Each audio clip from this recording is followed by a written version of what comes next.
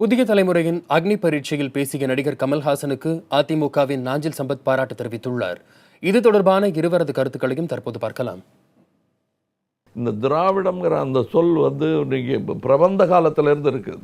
4000 பேர் பிரபந்தம் எழுதினாங்களே, அந்த காலத்திலேருந்து இந்த சொல் இருந்துகிட்டு இருக்கு. அதை ஒன்றுமே பண்ண முடியாது. அந்த பவர் இருந்தே தீரும். அதுக்கு யார் தலைமை ஏற்கிறார்கள், மக்கள் ஏற்கிறார்களா, மனிதர் ஏற்கிறாராங்கிறத பொறுத்தது தான். ஒரு தனிநபர் ஏற்கிறாராங்கிறது தான். அதெல்லாம் திராவிடத்தெல்லாம் ஒன்றும் பண்ண முடியாது. தமிழ் தாய் வாழ்த்து இருக்கிறவரெல்லாம் திராவிடம்ங்கிற அந்த சொல் ஒலிச்சுக்கிட்டே இருக்கும், உணர்வும் இருக்கும். அதை ஒன்றும் பண்ண முடியாது. சரியாக புரிந்து கொள்ளவில்லை. அதே நான் கொள்கை ரீதியாக சிந்திக்கிறவன். அவர் அந்த கொள்கைக்கு ஆபத்தில்லை என்றார். காலத்தீயில் கருகி போகாத இயக்கம் திராவிட இயக்கம்.